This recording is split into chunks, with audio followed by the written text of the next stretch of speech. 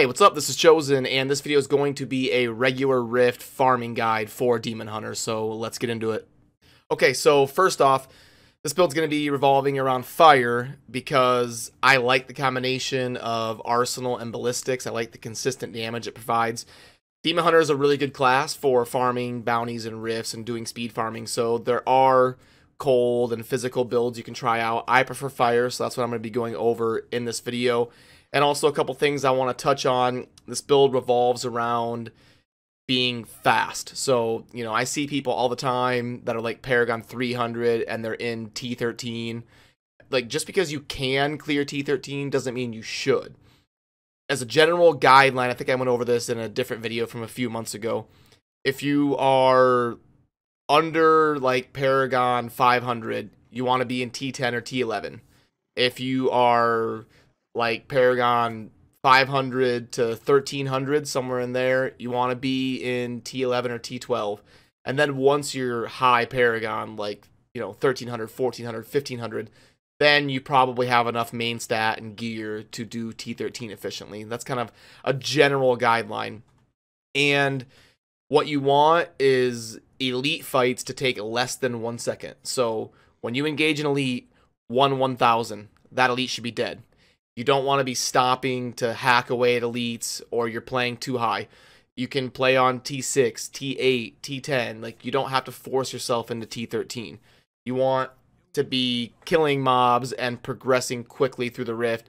This build isn't designed as something to like stop and hack away at elite packs. So that's the first thing to understand. Even with me at 900 Paragon, I'll play on T11 or T12. I won't go to T13 yet. If I'm in a full group, I will. But if I'm farming solo, just getting keys as fast as possible, I'll be on T11 or T12. But this build is capable of doing T13 like very efficiently. But my main point is wait until you have enough main stat and an ancient weapon and ancient pieces and enough, you know, gear and Paragon to make it happen. So anyway, with that being said, let's just go ahead and get into the build. The actual build itself, we don't need a generator. We're going to be going fast through the rift, and the way I have it set up here, it's going to be accumulating resource constantly, and we're going to be one-shotting most things, so we can go ahead and hide our preparation and invigoration on our left click, and it's something that we're never really going to have to use. So, you know, if you have to vault a lot or something, you can pop your preparation. Like if you're in between rift levels, you might have to vault a lot, and that'd be a good time to pop this. I use Vault Trail of Cinders because it synergizes with Cinder Coat. You know, it's either that, you're going to want to use Cinder Coat or Pride's Fall. Pride's Fall is great, but it's the same thing. It's a 30% resource cost reduction, but it falls off if you take damage. Cinder Coat is just permanent. So if you're using fire, you might as well use Cinder Coat. The one caveat is if you have to wear Pride's Fall, because, you know, there's a lot of moving parts with the gear on this thing. So if you have to wear a Pride's Fall, then you're going to want to do that instead of wearing a Cinder Coat, because if you have to wear a Cinder Coat, you can't roll Discipline on it. So you're going to be missing the 12 Discipline, you know, 10 to 12 Discipline that you get from your Cage of the Hellborn. So you want to cube the Cinder Coat or wear the Pride's Fall, but I'm going to get into the Helm a little bit later because that's an important slot in this build. So yeah, Vault, Trail of Cinders. You can also use Tumble.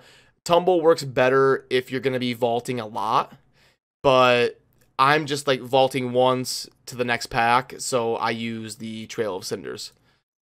Smokescreen Displacement is my movement speed ability for burst.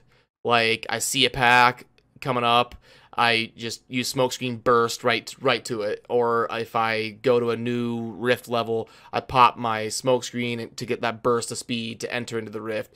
You don't want to get too crazy using it because we want to keep our discipline ideally, you know, up in the 60 to 70 range. We don't want to let that get too low because that's going to nerf our damage if we just go crazy with vaults and Smokescreens.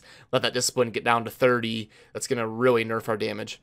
Wolf Companion is very good, especially in a build like this that revolves around the Gloves of Worship, which I'll get into here in a little bit.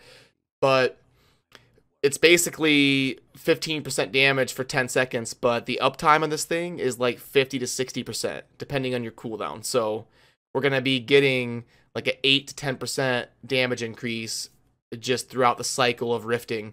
And, you know, there's really nothing else better to put here except for Shadow Power, which is another movement speed ability, but I would rather have that 10% damage.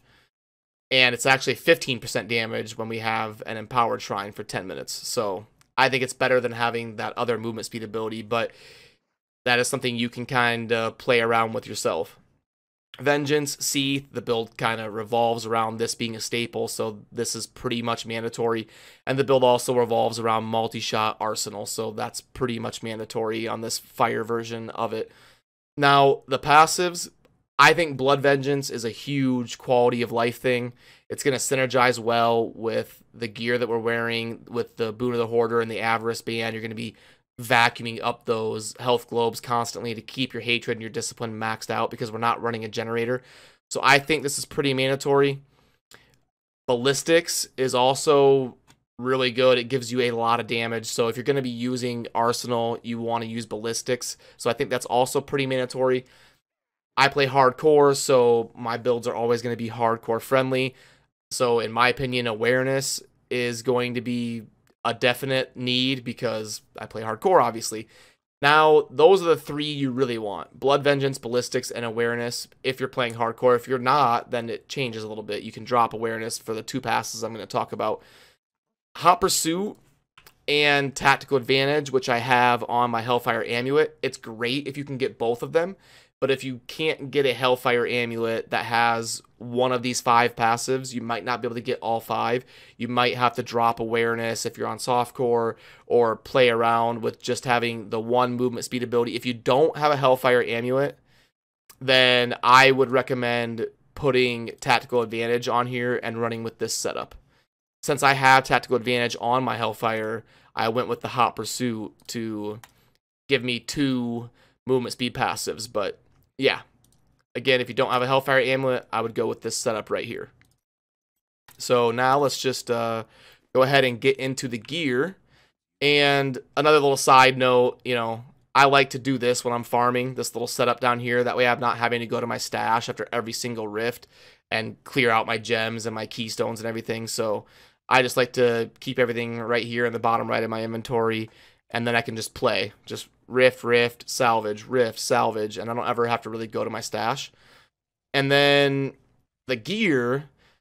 So a staple of this build is going to be this Rachel's Ring of Larceny, and it's really good for movement speed, which, you know, I recommend playing at a GR level that you can just smash damage-wise. So the hindrance that we experience is based on how fast we can move, basically, and how fast we can shoot. So this ring is awesome for movement speed.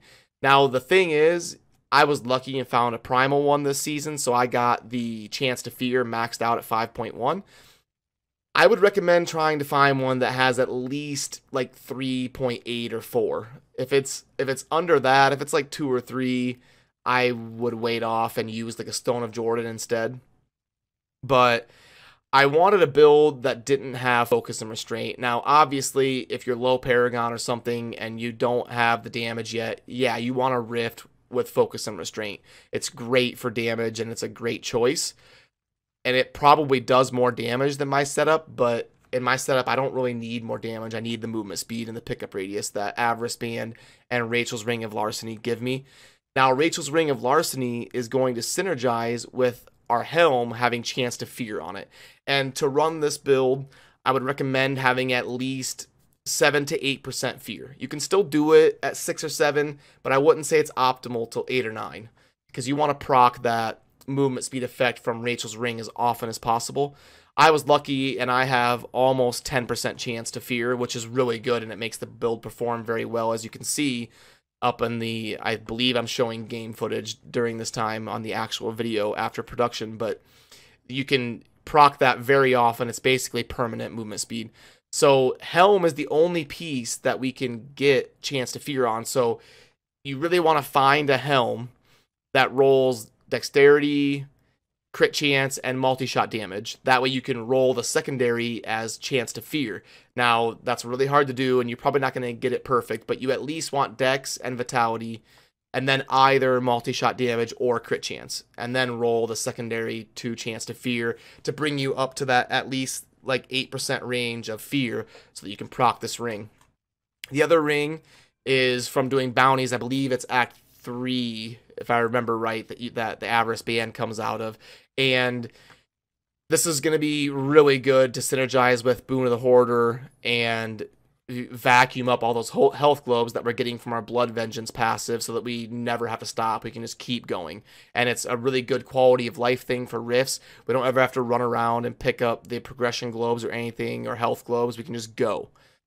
Now, another staple in the build, in my opinion, is Gloves of Worship, and these come from an Act 2 cache from bounties, and I think Gloves of Worship are underrated. Shrines lasting for 10 minutes. If you're going to be playing rifts for an hour or two, it's incredible. You're probably, if you play for 2 hours, you're probably going to spend like an hour of that time with an empowered shrine. And I would say I usually have 2 or 3 shrine effects up. I always at least 1, and usually 2 or 3. And if you can get like empowered shrine and like a fleeting shrine, and I mean, it's just so GG for 10 minutes. So I really wanted to have this in the build. And obviously you're going to have Yang's recurve as the weapon. You want one that has discipline and a high percentage, at least like 175% on the secondary. And besides that, you don't have to have vitality. You could go with cooldown or attack speed or something like that, but this is kind of a typical bow that would work good for you.